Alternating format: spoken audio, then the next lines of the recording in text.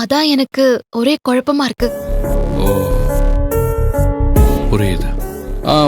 இதை நீங்க நாச்சிமுத்து மாமா கிட்டே கேட்க வேண்டியதானே? இல்ல இல்ல, வேண்டாம் வேண்டாம், அவசரப்பட வேண்டாம். ஒருவேளை இதான் தெய்வானியோட ஜாதக நோட்டா, இல்ல அந்த ஐயா கிட்ட பரிகாரம் கேட்டோமே அதான் தெய்வானியோட ஜாதகமான முதல்ல நம்ம தெளிவுபடுத்த வேண்டியிருக்கு. அது தெரிஞ்சாதான் நாச்சிமுத்து மாமா கிட்ட நம்ம ஸ்ட்ராங்கா பேச முடியும். இல்லனா அவர் எதையாவது சொல்லி சமாளிச்சிருவாரு. நீங்க சொல்றதெல்லாம் வச்சு பார்க்கும்போது ஒன்னு ஒரிஜினல் ஜாதகம், இன்னொன்னு தெய்வானையோட டூப்ளிகேட் ஜாதகம், கரெக்டுங்களா? ஆமா கபிலன். சரிங்க, இது நீங்க கிராஸ் செக் பண்ண வேண்டியதுதானே? அதான் எப்படின்னு யோசிக்கிறேன். யாருக்குமே தெரியாம யாருக்கும் டவுட் வராம செக் பண்ணணும். இருங்க யோசிப்போம். ஏங்க இப்படி பண்ணா என்ன, சரியா வருமானு மட்டும் பாருங்க. சொல்லுங்க.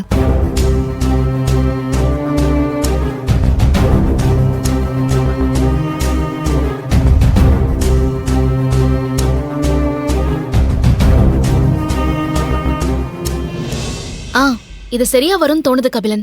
நான் உடனே செஞ்சிடுறேன். தேங்க்ஸ் கபிலன். அட என்னங்க நீங்க, பரவாயில்லைங்க, எல்லாம் நல்லபடியா நடக்கும். இப்ப எனக்கு நம்பிக்கை வந்துருச்சு கபிலன். எனக்கு குழப்பம் இருக்கும் போதெல்லாம் நீங்க தான் எனக்கு ஹெல்ப் பண்றீங்க. நானும் இது வரைக்கும் என் குடும்ப விஷயத்தெல்லாம் யார்கிட்டயும் டிஸ்கஸ் பண்ணதே இல்ல. ஆனா என்னவோ தெரியல, உங்களை நம்பலான்னு எனக்கு தோணுது. நீங்களும் ஒவ்வொரு தடவையும் நான் ஏதாவது பிரச்சனையோட வந்தாலும் அதுக்கு ஆறுதல் சொல்லாம தீர்வு சொல்றீங்கல்ல, அது நல்லபடியா நடக்கிறதுக்கு நீங்க என் கூடவே இருக்கீங்க கபிலன். தேங்க்யூ. பாருங்க, உங்களை மாதிரி எனக்கு பெரிய பெரிய வார்த்தையெல்லாம் பேச வராது. நீங்க என்ன ஃப்ரெண்டுன்னு சொல்லிட்டீங்க. ஒரு ஃப்ரெண்டுக்கு செய்யறது தான் நான் உங்களுக்கு செய்யறேன். இதுக்கு மேலேயும் நான் செய்வேன்.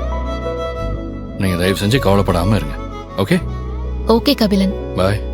பாய்.